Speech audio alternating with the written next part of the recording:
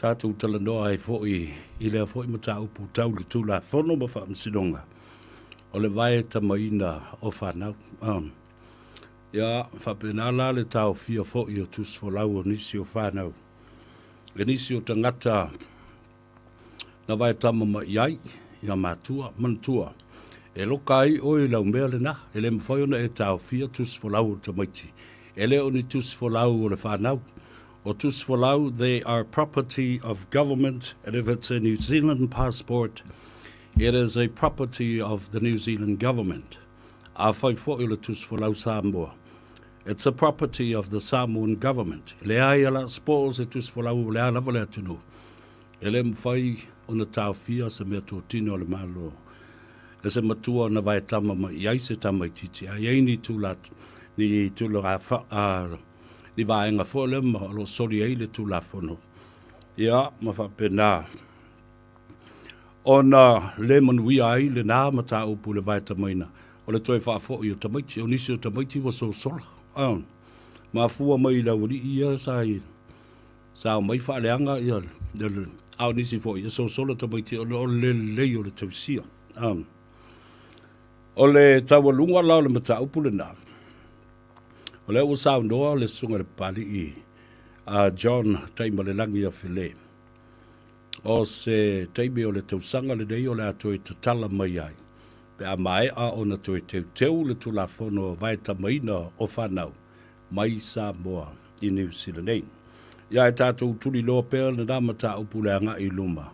Langa e tā utele. O nisi o mātua, the genuine concern of having their children be adopted to New Zealand families is to be educated, is to find a better future. But then their protection and their rights are not to be compromised. Ta ua I o nā mea I le sila fia ma le whaafonga mai le atunu e tusa ma lea lava ma tā upu. Ona o mai leo la Faasoa I le mata upu salo tea I le dei foi vai asu le whamsinonga. Na tā walunga I le aso nafi whidaunga whai ua loia. Le ngata o loia le HRPP. A loia foi ale fast, loia le malo. Ia whapena foi ma le fionga I le loia sili ale malo. I le whina wina o le mata upu lea. Sa upe spese atua I lava fo'i. I le tele o taimi ua tula I ai, ia se manatu I le HRPP, la tau te ave le mata upu le whamsinonga, ona o le tala whengai. O le tofia ina o I latou, ma le ave e se o I latou, mai to finga o le te fono whawai.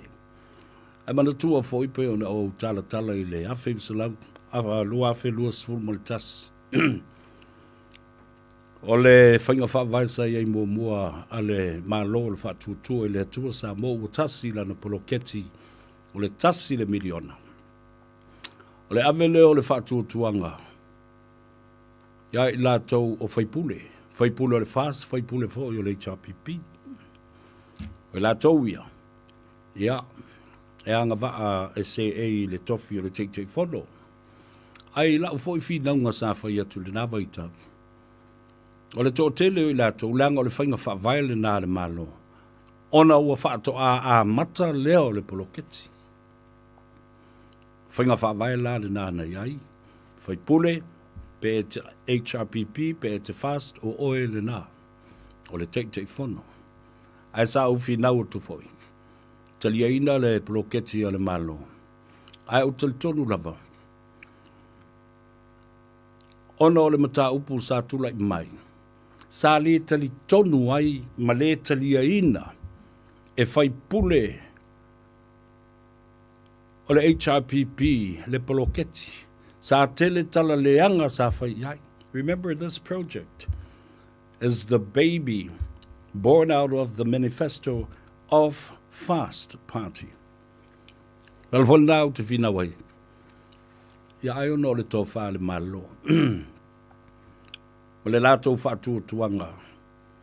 E manuia I tofi whaipule I le poloketi. A e moi fōleta. Faasoa mai ai le amatanga o le poloketi. E te e lava nei tangata mau yo ia le HRPP. E le tau nuu le poloketi. E le ai ni tupe o le poloketi. O fea alu iai la auli. Malana kapeneta e su e tupe mai ai. E tufa ai le ta itasi le miliona i le tau sanga atoa. Mo i tu malo e 5 maltasi.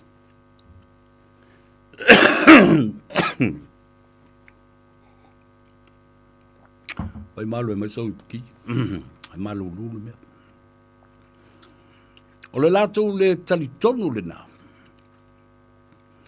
Ma le fai upu i le poloketi. Ma le fai longo mai. I fautuanga matua lalo e avatu. Ia te au lava la tau i o la upor kalame wa leva na o fighti o ina. Le awali ia te fono. Ai maise fai pule ia. Pe fai pule o le fast pe e te tau o na ave i le fa mumua. Ai sea o la tau o na i le poloketi.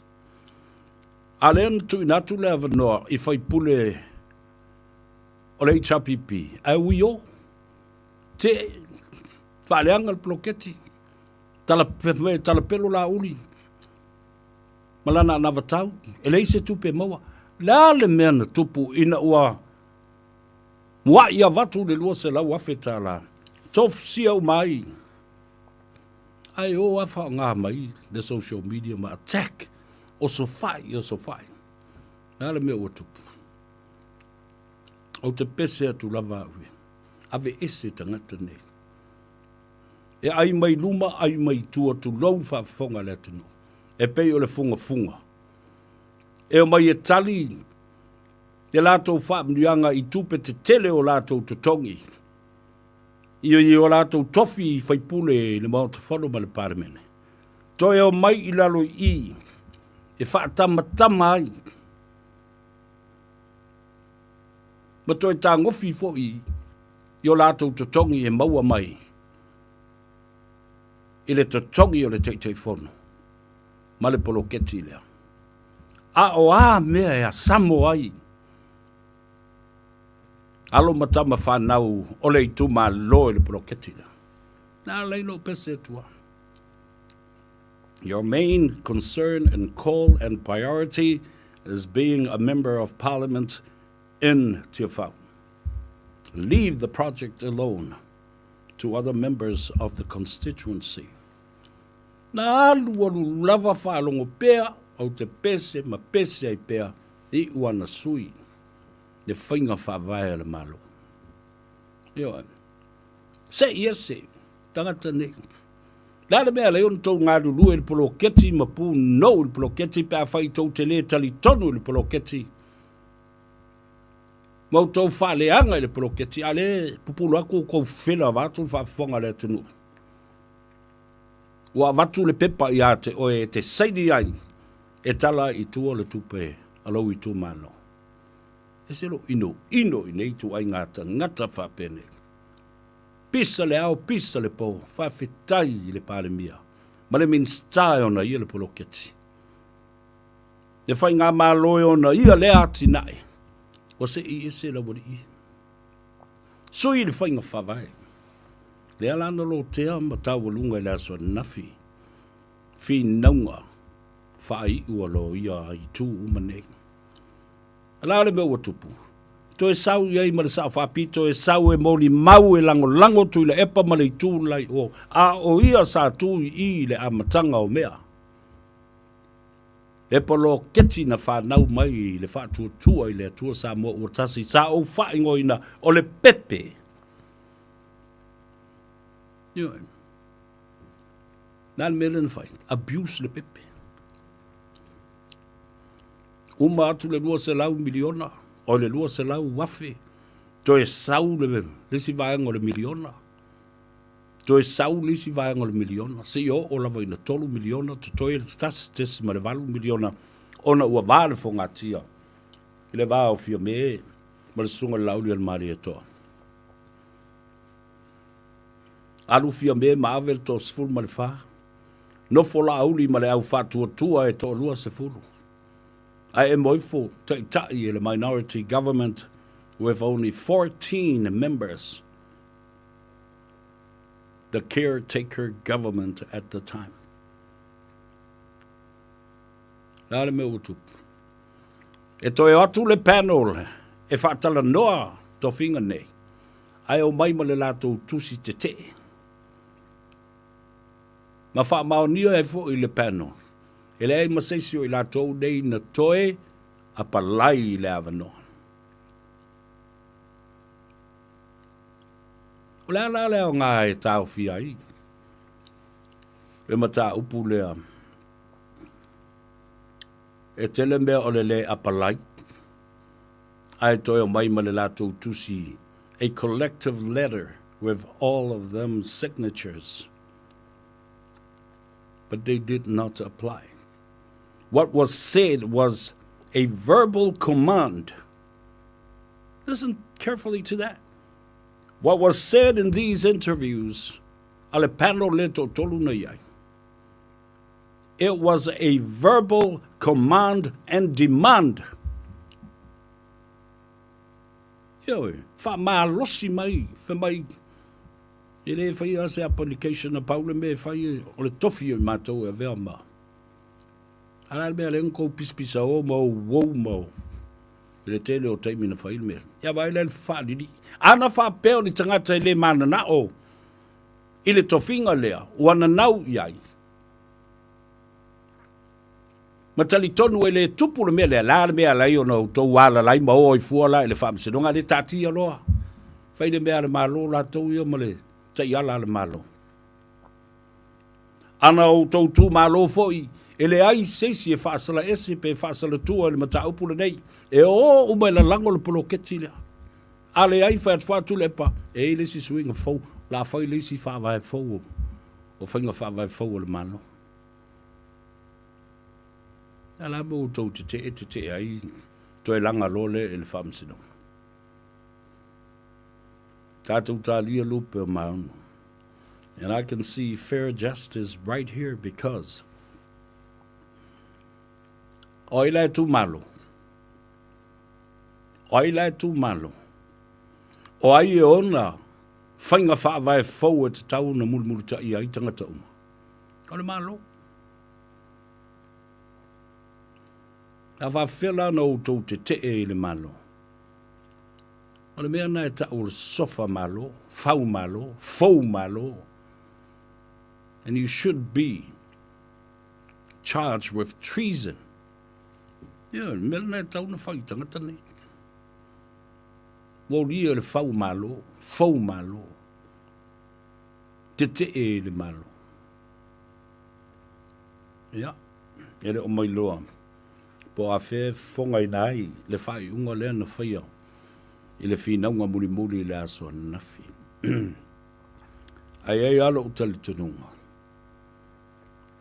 E tau o na manu malo, le whainga malo.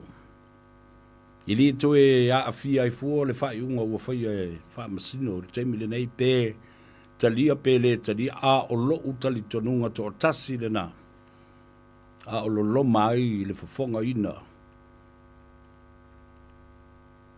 O le finangalo o le ifamasino ma le whai unga nei mata upu.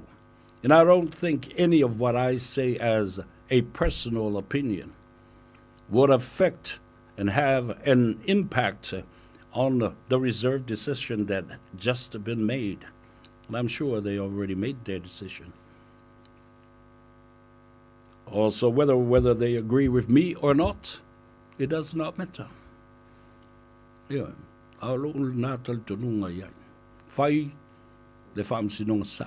O ai ona ia le poloketi. O le poloketi ale malo. O ai ona ia fainga fa vai. E muli tai ai le fatino ino le poloketi le. O fainga fa vai le malo. E ai se malo si anga. E fa tau te ai. I le poloketi mata iala le malo. A tonu e iai. Wele ai a te tawana ta ngata tutu e anga i le malo o le tete. O le tete. O tau sila i le maua la lo tele o le mea ua ave i ai le mata upu o le anga i o le malo i se fola maua lunga alo ia i le vāno nofo. A o ai le a afia. O ai le e pula pula atu. Ma whaatali tali. Ono me whai e la wali ia. Avila mtaupu. This is all they're good at. Dirty politics, dirty tactics, delay, delay, and deny, and deny. Toso, matetee, whawhiti le mataupu. Aia, valiano le atunu. Toa, ngā ruenga le atunu o maleitu malo. Ni tangata le leila tangata ia. Pea whai lava lae le popole ia i le tofinga. Ua matua i o le whaamsinonga. I le fia nofo ma se e ia i le tofi. Nothing else. I leo whapeo sa ilingo sa amia tonu. Le amia tonu le ta oto le malo. O le malo na fausia. Le poloketi o le malo e tau na fausia ta iala. They own the project. They have to deal with the guidelines so that the project can move smoothly. Yeah. E mana i pena whātu le fasidi o le whamasidi. Oio ngā le polo keki le uko pisangi. Mai se lawa fionga le whamasidi o le malo. Toi fasidi le whamasidi. O ai lai te tau na fausia. Ni tō la whono whawai, ma ni whainga whawai. E muri tai, ni ma te tai nā ele poloketi le ma. Ia lau fionga, o mea nā whai o le poloketi le malo, tau ana, whai mai le malo, ia se tai ala ma se whaasino alo nei mea. Au la la me uko ke e iari. Mai kara alo iale. Mako ke e langa o mako le se e ile. I le kofinga o le kaifo.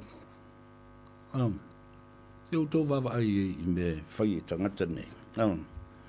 Ia lele, tātou tālia lupe o pula. Tātou tālia lupe o maunu. Pe whape I. Ia le tūlanga o le ao o iai ia le nāfo I taunu unga o le matau pulea.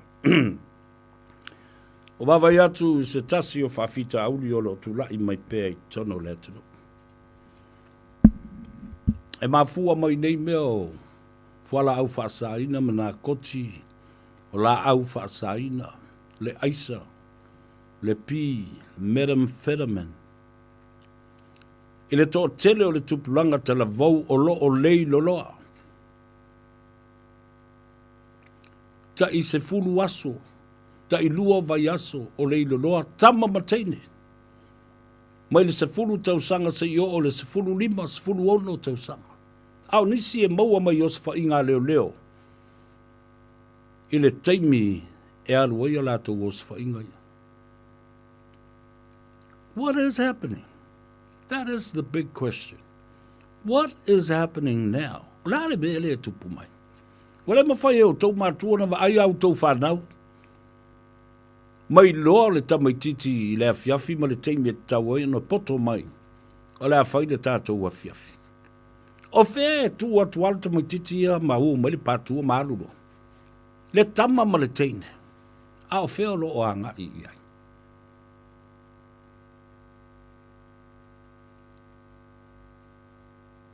Ai o fo I lava I tangata o le ainga poto ma tangata lautele. Le kale sia fo I le nuu. Au tele mana o tu wai I nisi tangata mea. It takes a village to raise a child. It is a collective responsibility for everyone. O luai tu la o misil king. E o le tamaititi. Nā mele tu la I mai nei. O ave wha marosi nei tamaiti manei te neti. Eni te ngata leanga. Ai a whaila ua maua I o. I whale ia lo alu ai o se whainga.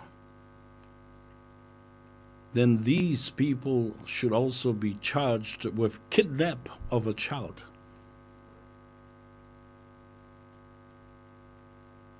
taking by force against the will of a child. Ioi, tātou tilo ia I nei mea ma tau tia I lea fianga o tātou tūpuranga talavau e peo na saunoa ia I le fionga le li I Parliamentary. Ina ua mātou wheiloa I le vai aso o tōna I atu. I le malanga mai lei au ki lani I lana physical test ma le medical check-up. O le popolenga lea o lo ta oto nei a Samoa. E le ngata o ngā koti fuala au whaasaina I to tonu o lo toa o a onga. Ua to tonu fo I o e kalesia. Ai ua whape nā fo I. O na lama tia ai le soifua o tupulanga talavou I awhio anga I tua atu o le li o leo le taulanga. Mau le ala fo I le nā o lo o toe tū lei ai le maunea. E le mawhai e le malo na whai ato tasi se vai fofol ma ta apule nei. Ua mana o mi ai le tā whatonu o whai ngā malo. E au fi ai tangata umalawa o le tu malo. Mane nuu, le kalesia. Le malo. Le ofisa le nao le leo. Le pulenga mamalu ali ime whai pule. O I tu malo. Le fatu ai ngā tausi ai a ta mawha le nganga ma le kalesia. Talo whai whanau o Samoa. La lava e feo ai tangata. Ele I o lava I ai leo sa whai a leo. Tangata lo lātou au maia, tangata lo lātou ngausia, tangata lo lātou whaia wheutanga inga o nei mea. A ai o lo o a awhia. Tupulanga lalo vawa Samoa. E manau mia Samoa, ni tupulanga o le manuia, malumana I o Samoa, tai au e vale lea uma. Nā le me mafuel talana. A waso sisi langa ve pa I le mea lea. Wa out atoa malona mafofa. Wa manu falak. Tulo wal fa fonga le. Tulu pe wa vai le mele. Fai ai mele fwa mo. Fo te ta e lungo le mele. Frying pan po le falak. Na tilo la ile yei. O le tuava ai o le tu ai ngava ainga le naite vai il fwa mo na. Ele fai ai tulo lava le fa fonga le tunu. O le tangata. Wa le mauna ia tango fia le mele. Sa vali fua o le aise mafau fau ola ma se fai ai yola olo o iai. Tātou te le mana o mia. Ele kele pia ingu ma kele pulu sa masangi inga ingu ine me. O le wha lave lave o le tupe vave. O le tupe vave a ua vave foi na pansi uma tangata ma le au ai aisa ma le tupulanga le tunu. O whea ua whai ia testi a Parliamentary le na whai nei. Ta te manatu lava fo le e mana ia pe a tō lau pe o le wala au ngō fo le vasenga le tai au. But John, positive. Jacob, negative. Pe a tō lau whapeta, ia ono le a ia tau male. Pui a fo ia le mamalu o le Parliamentary. And protecting the respected integrity of Parliament. Whatever ye, Nicolo long vapea, lau mai kia te, Cindy, my half negative, half positive. Ari se o manu, va toi foi de. E te fia wharongo rongo o lau mai ngō lau wari ia ma le taunu o ngō la tau test. Whai atu e fo I lau whionga le producer.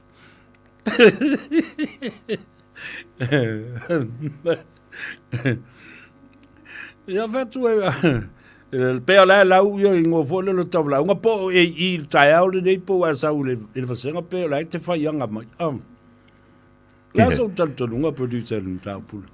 Malo fa tai malo sa no le to ni va ngala fia fa talo fa fo ile tunu o ni si na wa ma na va nga luenga ia o isi fo ile ya to nga te mi va peni wa ka ma sangi fo ile si wari o la ela ke lo le ya la fo ko a vela ku ka po le ka le ungu ia po le a fo le ungu o le mela tu e o tu mo fo ile le fa tanga afe fa mai se ya fe fa lo ai le lo o le tewi ngai ku kongo e kwa fare pe kwiri le ya to lua pai ai ko e maua ia le singa o suo o pai lungo le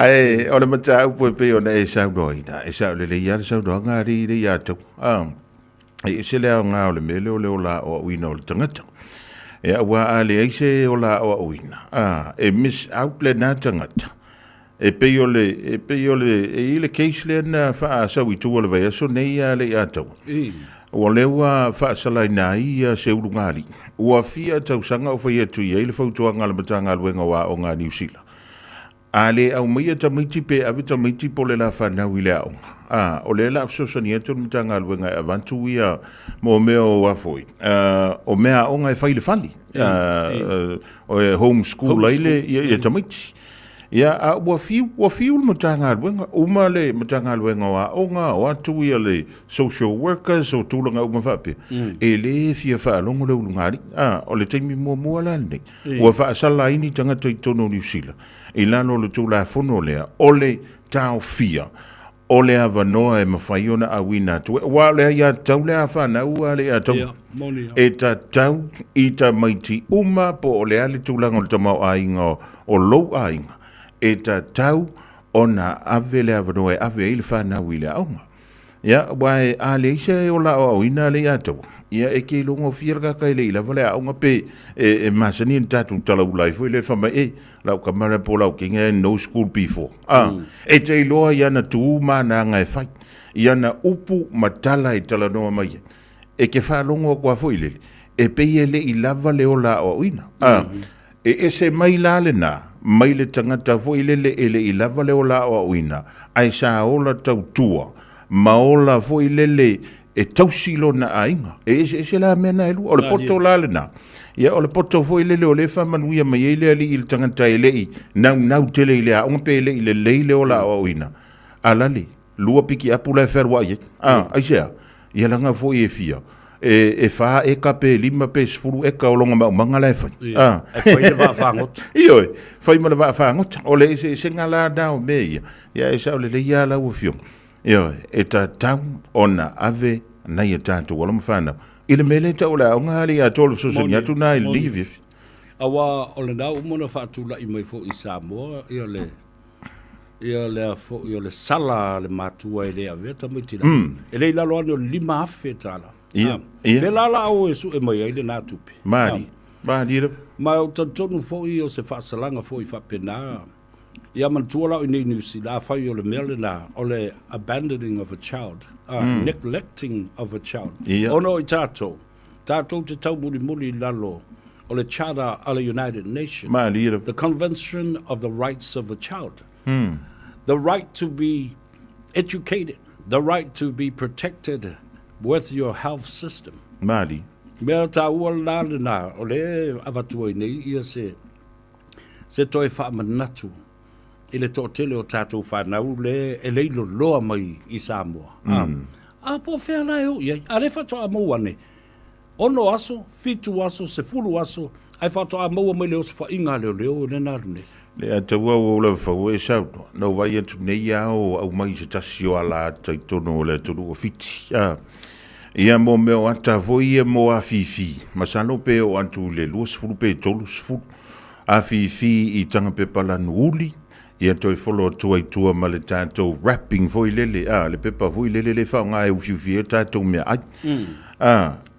E le ngata la o a fifi na. O laua no noa whaatasi.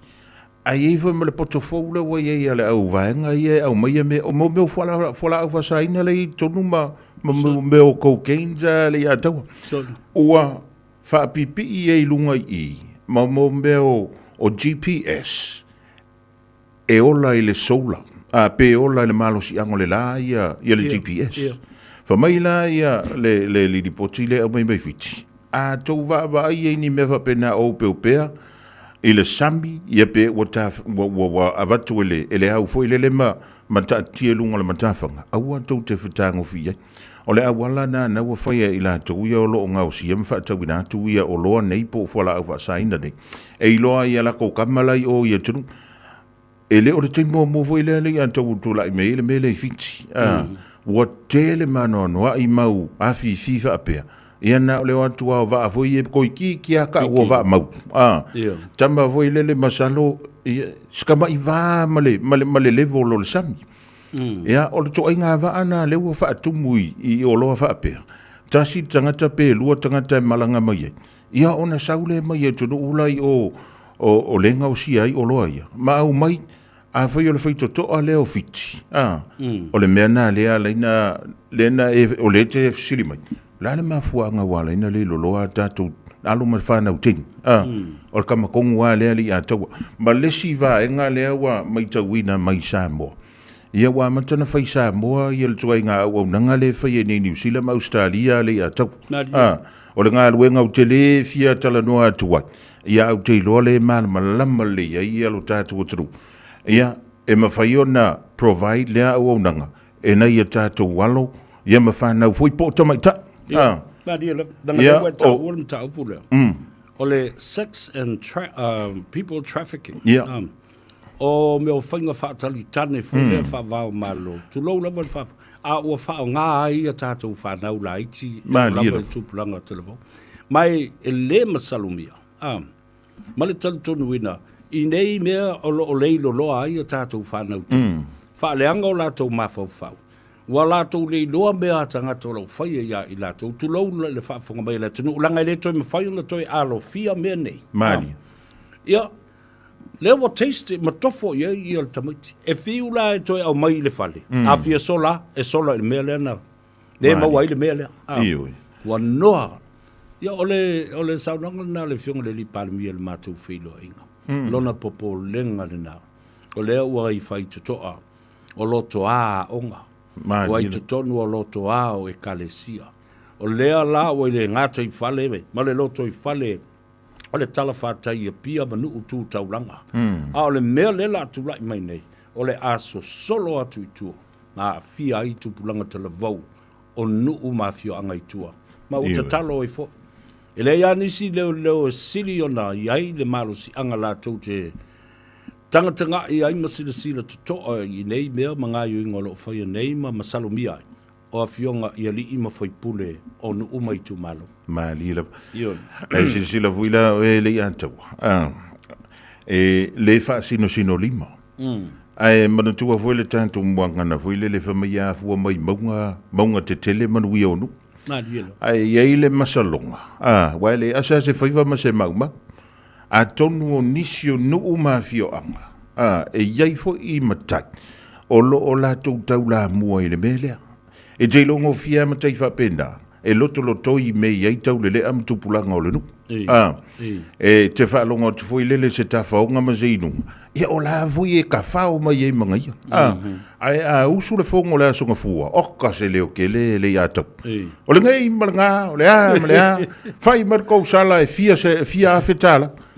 O le ka ula mua ia nga ia. Le kai ka inga o le mea le atau. Tailo i sofina ngara. E le se. Mai o la foi fautuanga le rape no foi atua se manu. Ia. Tate lea o ia o Mali o pua ia tama foi ngama pulenga no uma afio anga. Mali. Ai e le mawhai ona se le tala na a fua mai maunga. Le manu ia o le nu. Ai a whaila o se winga le ia ona o le a puti i tupulanga televou ia male au manga fo i le awaluma o tina ma tamai tai le awaluma fo i o tane. A olo whai aini whaata ita inga lele. E lono wingala. E le te tau una sili atu le tau se fulu le po. O iai pia ina i le whala pupotonga lea. E masalo mi ai. Ma whapena ila ia leo na tātou whape. O le ia. Mai au te tani tonu. E iai tangata mātutua o lo o la lafi tua o le mea le nei. Ai e na tatai lo mawhau i lisi aso. O le vale o tātou ma tutuila. Mana tua ale leile tala o le tau. e matua mawhai ona I loa atu maunga fo'i o le isi tu o le pito o tutuila. Mai, o le tātou te vevesi nei I le tau fia fo'i o le Strait of Hormuz. I le mea leo la vaa le ama i le swa. O lau toi, ina o lau whaule atu se whea se o le fia lau koi ngasi. Lau koi ngao, ia. Ia we wungi mea ngā ia maanga I arka kōrua ka la mongko puari I le ngai ai mauti no I la ngor kalanga le usak. O le kaimia e pā I le pombu, o le kaimia whamai e tua. Usa le mele ko I ngā o e ri le ako. A whaali I mai o le lako whale, e sausonga whai mai I mamako, so le li si ka ngā le ari. E a te me vili mai ai. O whakola le rua kalama seu manu le ngā whai. Usa. Kia lua wawai meo, le kau fia kua li le mea, le aru kere I lunga, le kau o le kalonga I Amerika, ma le pensingi I New Zealand, ma Australia, ma le Pasifika ni, a ngai whai a whapapalua mea kau ori. Ia, mana tuala le Leiataua, o le aso atai au, e ia pumping singi voi e a voi. E a matatu tai au le tau le fitu le tai au atai au, tau le fitu le tai au le aso forward. E whai e la tau pau, e mau ki ngoa ala, o ie leis pau. E mau ki ngoa, e ki aru aku kai au, e wha mai ia, o le kako pau urenga iei, ia o le ukoe wha popole, e mangkua, o le pensingi ala, lai le uma mai kongo le kangerenga uku le kaukau ngofi. Tau ana whaiska kala le kako inga, o wawai atu. Ia, ele o se mele lei le a ngā I ai. Le whai toi papapo mua nafi. A leo whai mai tala Donald Trump le tau nei.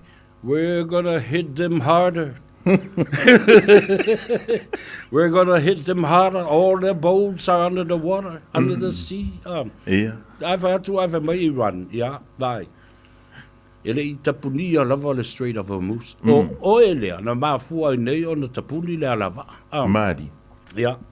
Tātou nofo ma whaatalitali lei I se isi suinga. Ai manatua. Au te whawhitai I le malo Samoa malana tāpenanga. Māri. Tolo mali e tua ia le waa sua uu. Lai pisa tātou ia. Ai lua tua whaatumu o tātou. Le waa umana mai le schedule. Masina lava tau nuu le waa. Tau nuu le waa. O kau kai. O se newhiwhi ia te ulanga. O te manatu, e te tau na tā pena le malo I teimi uma. Māri. Any natural disasters such as this should never be compromised and the government should be prepared anytime, all the time. Ia le lau whai lo me le malo. O māsina uma leo tau nuu fo le va o yuni la tau. Leo ana sau malia le va o you like. Māri.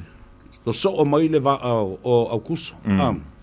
Ia, o te whafta I le komiti whafoi o... Māri. O whaalawelawe whafosei ia matulanga o mea whaanatura I tula I mai a o lea o lo sau pea le tātou tātou pensini ia whapefo I male tātou swau. O le siwa e ngā Leiataua e pi a mātua I le mata upule peo ntalo no inai meni o whala au whaasaina. O le sawa le teknolosi le wai ai tono New Zealand mātunu e mamau. E whapena umale sawa ala wai le teknolosi Samoa I le taimi nei. O le sau le AI le wa sau I le taimile nei pe se ia pe o na whaafonga I le antunu. O laua I ma le popo le ngā foi le leo nisi o whai a onga I lo tātu o tunu. E ma whai e tamaiti o na wha o ngā ina I le AI o le chat GPT ma le tele o isi mea. E ngā o le kā ia I kokongo o le mele mana o le tamatiti a onga. Ia o na sau atoa le o tali o fisili I fafu. O le mea o le atupu I nā Leiataua. E o akore kei mea le suenga. Ai saulo mana mata upu. Ai le mwhai. Ai le ailo ma se mea o se chat GPT.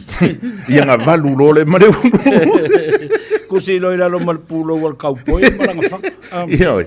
O le whai te tenga o le winga o la utala. E te delo na so tanga I le mele tupu I mene o whala au whaasaina. O isi ia, amine o le AI le uta whai atu o le le sotanga. But, o fisota inga whaadi o na po le atau. Ia wai, o asola. E kasi ar kere whoki e kuru wharako miki, voi le nuu mawhia angai tua. Ia, ona sa wai la ia lea, maua telefoni, voi ia leina telefoni a tātou ainga. Ia, e manga ola e vili aku sa wo voi lele e fai lele ya la interview ele lo makua o inga e vili ma ia nga le ma fai ele o na fai so ta inga ia fai temiti a wane i vai tau le ata ia nga le fai aku ar kama i kama ka ka whakawir ka al valuanga ngi fai e o le kia lui mea le au kala voku ai a vifo sa wo voi lele fa pa se se oi nga la au wako e piki whakaria mau kurang pensi o mea inga fai so e mea nga o maka i kifa te la tala mali e tu ele ngata o technology le o whaanga ele se melele na fo e spela mai lava le AI artificial intelligence o lona winga ele o se poto moni na o aina o le meua o mai ele masini ia te o ele matau pule ai e yeilo taltonunga le ano fo yatu le vale o tutuila ma matamatangi le atu wale pata e te taua na iai se vaa Coast Guard la tau te vai ia mea taipe o le Strait of Hormuz ele ngata fo i lea sa fai tau atu e ai drones fo i wala popo atu wa mawhai ona la tau wo masii ia se mea taipe o se helicopter you know it's artificially manned fo lele ele sisi o vele e control atu nei le e alua kua fa pa ule me o ina mua ina mua kua le komo i kai watu ele va pe o ai o se fata ta inga le tatu lo atu ia ia ma ua fai ia le fesota inga na ua pa ua 2 minute o te ele tu live valu nei le fiafi o le talo le tau o le nae ua fo ua pe le tai na fato a fa pa ale le pasolo ina ia o solo ma le va fa ngoto le stanga la tu ia tai wa o meva these could possibly happen fui o le winga na le tala o le wa i le popoko o tangata ia fai mea o le wa tu ia ma le GPS e le o fa nga i naila se ma moli wila voi le po se ma ka va o le wa fa nga sa o ia le soli o ke fa ia ko e se le tu ai nga poto ma le tomaile ia ai o te lo voi le ia tawa masalo na o sina vaenga i titi o loa nei a wina mai atu e mamau o fuala au fa saina le maua mau pe ma umina tatia fa pe au te loa o le ivas fulmon tupu pasen ia o le fa pa fala i tu a faila o le matuanga pa ti island tunu o fiti le taimil nei a fa ina tu e male tunu o tong ia ele ma fa ia ta tonta o fifina paule me ta mo fa ina fa su e po fele mele ia vai o le na sa no foi le Coast Guard o la ele tanto va foi le na fa nu ia a wakungila na vanua kuai o ia e kupur pv ia pia o longo winga ko sa mole a ko na vanua kuai o lono wi e ta foi lanto e toi asia Australia ma ia pani to mi sista to va le ato io malo ta u tele ta Faasoa lo fa longo bai i la to e patino ia mata upune o le puipuinga o le saung le mo fa pe fo le ngata i fale ma o nga Samoa o le si mea ta i lo mafu fa e ai tangata mawalulunga o le atunu ele ngata i kalesia whaala popotonga ia whapena fo i tutonu o pisinisima company wa leva na whaatuatua ina ele malo ai maise fo i le matanga ruenga o customs batupe maua le atunu o tiute Mari tangata nei e o latou tofinga mawalulunga o le whaatuatua ina le o latou ia latou te oka ina mai containers o mea whaifale o mea fale o isi o loa. Tamala nei throughout the years, the trust has already been built throughout the years. Now mai o lato container mai ave o mena le kalesia.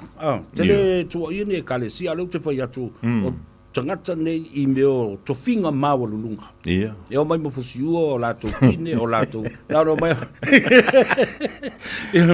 ua fai so o lea mea I tausanga ua tele. Nā le kilia la vai tua ele ave lalo le whaata, ma le x-ray, ma le scanner. O te mana tua I containers, ui o whanguma lo sia na watu I Samoa le ato. Usau nei tua I lunga le wafu ai tae au wale in containers. Fiu e su e pe wha whengalu e se me ma le wafu. Tu si sira lai e. O meo so tanga nei, ua loa na whaata oto, ma ua iai le whaatu tuanga. Ai o te talitonu fo I iei te ngata e matua I ofo I tātou pe a te ua maua muri ane. Yeah. Sa I tua o nei mea. All these years, Yeah. they have been trusted by the government, trusted by, enterprises o le malo ma mea whapene. A o lea lafi mai tua o le kalesia po le swafpa I o le tua ma lato ngaluanga I whai. Au te tatalo awane I aini mea whapea. Ai, leanga o le nei vai tau. E o lava I o tātou to whinga maululunga e te tau na whaatutua I nei tātou te whaia le whai unga sao ma le whiriwhiringa ami o tonu. Wale o toe kia I se sua matua pongi sa a tole la lolangi pa eva ailo I matau el sapeta pa eva ailo fo I le Europe o le tāla Samoa po le alava le mea. O le si mea le te whia whai atu ini. Na o pespese tūlanga. E le tūlanga e te tau na siasi I le mea le I le whalata vale fo le una lei. Wa ai le matanga luenga o tiute ma wha momoli e momoli atu I le atunu umakilia I tua. O ai suafa o lo ta uai ia ta vale o ma o ta vale nei they are luxury cars. Ele o lato wafi langa o le te lo le. E fua le tiute e ave te vale fua I le afi ma le malosi o le afi o le ta vale. O tama nei o me o V6 ma V8 toi titi atu tusa le lei ma le tau o le ta vale se tupe ave e tua. Marilo. Fela o iei nei ta vale. A o aina sainia the clearance of these goods ave ese mai ai. Levo la o le teimi o tau fia isi au ni.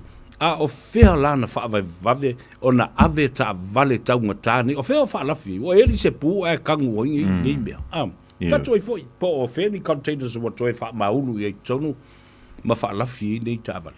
Ma tau tia le ato. Wha peka I kai le o kui Samoa I le tūlanga lea. I le vave le. I le toi ngā tau sanga nei ua tāntu wauria. Ia no fo mai sila I. Sorry. Kasir ka avale te tala no mai le BMW le va le onus furu afe nga ile valus furu afe tala New Zealand ya no fola mo fu ye vo le fa yo ta vale ye na tau no wa tu Samoa ya e tanto te e fa penale o langa le tanga te tu sil fa fena mo le tu pe fa ta wele ta vale le e le nganto le awina tu lunga le va ya e pe ona isa no o le kupe kiri ai ku ya wa o le na fa mo e haya vo ile le tanto ta vale o le tupe la o le lestala. O pepa o le lestala. Oina lestala. O le company na lestala ia. Lena la tu kili ia. Ia ai. Tate te talo ia ile tae au. Tate papa ia ima maua ai ia le. Vaenga le na. Ia. Ta walunga atu ia. Ia le ngai fo whaiva whaftai I lau sao. A Fofogamua. Whaftai fo I mo le au nanga o lo whaatino I le tātou tenu.